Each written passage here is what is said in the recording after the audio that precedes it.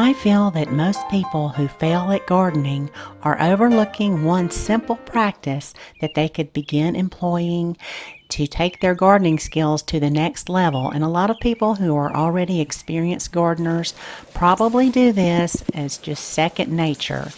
And I feel very confident that anyone who can begin doing this, if they're not already, they will become an expert gardener. And that is simply getting back in touch with nature. And I say simply, but really in this day and age, that's not so easy to do with all of our phones, our computers, and all the technology out there. We seem to have just gotten away from what's going on outside and around us. And I'll show you a shortcut to where you can get back in touch with nature. This will help your gardening skills, and your cheat sheet to this should be your weather forecast. And I know that this may sound a little bit too simple. You're probably thinking, as a gardener, you're already watching that weather forecast. But I will share with you what I do, and I really had to give this some thought because it has kind of become second nature for me. I am doing something in the garden every day based on the weather forecast. So I will share with you what I do if there is a complete washout in the forecast. There's a lot to do as a gardener then. And then I'll show you what I do if there's a light rain expected, as well as if there's a lot of wind, what to do and what not to do. Okay, and then of course we have cloudy days. There's a lot to do on the cloudy days. And then if there's a frost or freeze or snow expected. And then of course our most fun day is when it's sunny and dry, but there's a lot to do then, and that's when we should actually, I think, be enjoying our garden. We don't want to be out there doing all what I'm going to show you. We'll do that on the days where it's not so pretty. Okay, so let's get started with the forecast that you are expecting a complete washout.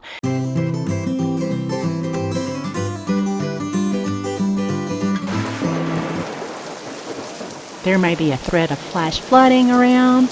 I'm going to show you what I do before that storm hits, and then what I do after the storm. So before the storm, I may put out some little bins to collect water, especially in the beginning of the season. I'll use that water to water my transplants and the seedlings. They love rainwater, so much better than what I get out of my tap. And then as far as your rain barrel, if you are already collecting water in a rain barrel, you may want to move that away from your foundation if it overflows. Now, a lot of people install diverters on their rain barrels, and that's so that when the barrel is full, the rainwater will continue to go down the spout.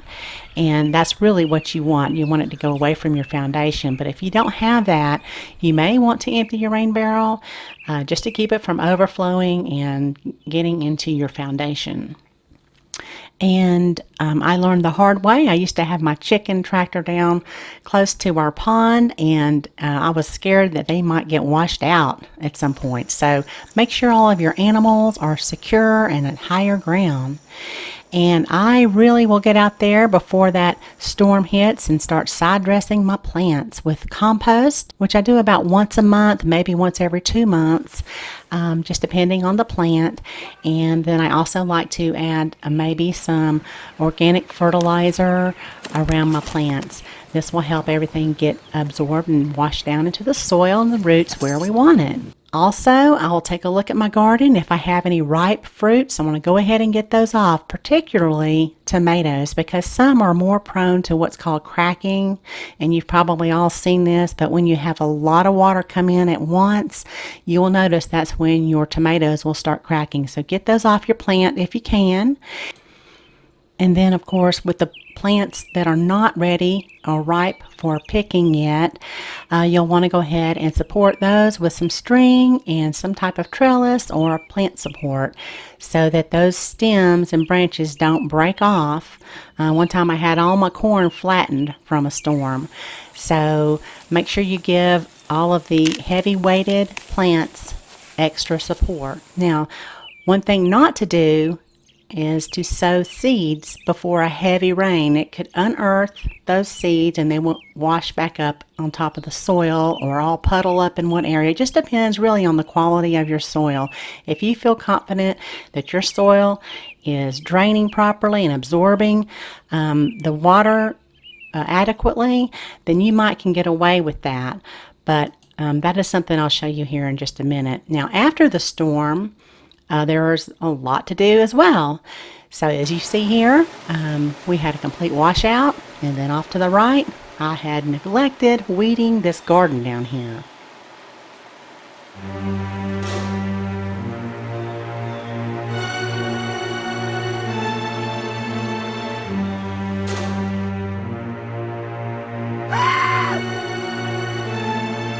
It was a mess. So with some help from my husband, we knocked it out in, I guess, probably 45 minutes between the two of us. It was so easy to do. When that ground is saturated, those weeds just come right up.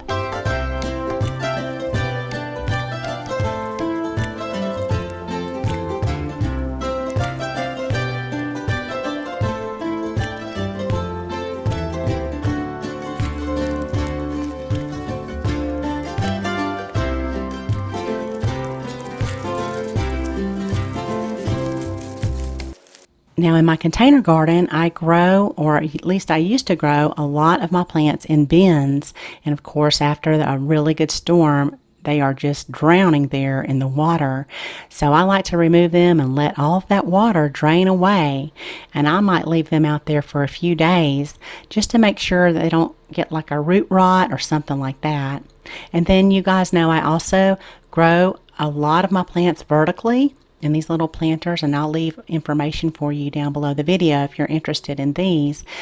I will get up there and water those lower tiers which did not benefit from that heavy rain. Those top couple of tiers really love the rain and they get a lot of that water, but some of the lower tiers might be a little bit more dry, and I want to kind of keep the growth even between all 5 tiers. So I will go down there and water those lower ones. Now if we get a light rain, and I mean just kind of a drizzle off and on, this is when I really like to get out there and sow seeds. I'll put those right out there, and I think it makes my life so much easier, and the seeds love the pH of the rainwater, and they will usually pop up in no time.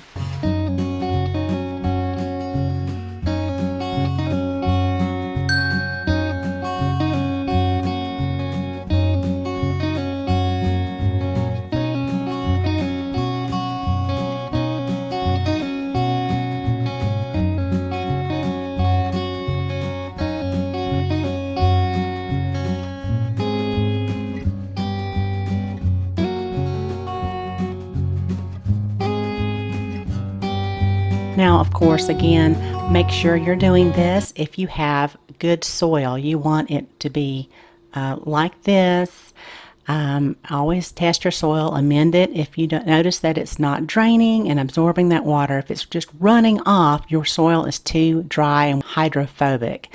So you'll want to fix your soil, and you should have no problem when it rains getting your seeds right up. Again, I will also fertilize or side dress my plants before a light rain. Now, after the light rain, sometimes there are pesticides that you might have to apply when it's a little bit moist. So I will go out there and put out perhaps slug bait in the spring. All right, now let's look at if it's windy. Are you going to have a lot of wind gusts?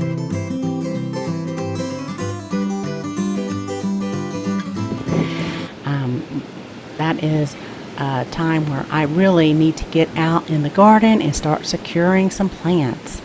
The wind will take down my peas, and so that's one that I'm particularly very careful about. So I like to get out there and harvest those peas, get some of the weight off of the plant, and tie them up good before the wind gusts start coming through, because it will take down my peas in about 2 seconds, no problem. I may also move my vertical gardens somewhere where they're like beside my house, or somewhere keep them from possibly getting knocked over. If they're on level ground, they'll probably be fine, but you never know. If it's a tropical storm, it could take it down. Now it's going to be cloudy and dry, no chance of rain. So that's really a rare forecast, because usually if you have some clouds moving in, you may get rain. But I will get out there if it's cloudy and pull up potatoes, because you really don't want those exposed to the sun too much, and you want to harvest those when the soil is nice and dry and it hasn't rained for a while. So that's when I like to harvest my potatoes. The sun, of course, can make them turn green. If you maybe get distracted and they're sitting in the sun, you don't want that to happen. So do that on a cloudy day. And then another nice thing to do on a cloudy day when you are not expecting rain is just burn any of your downed wood that you might have for ashes.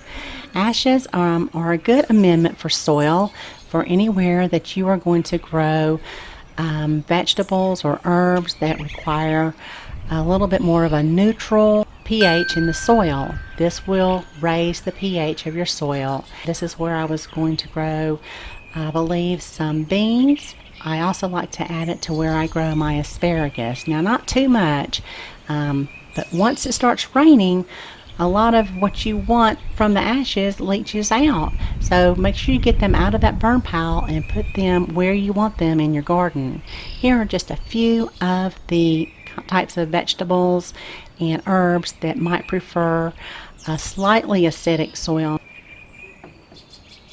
If it's not going to rain and it's a little bit cloudy, you can apply BT to those vegetables like your broccoli, kale, these types of things to kill that cabbage worm.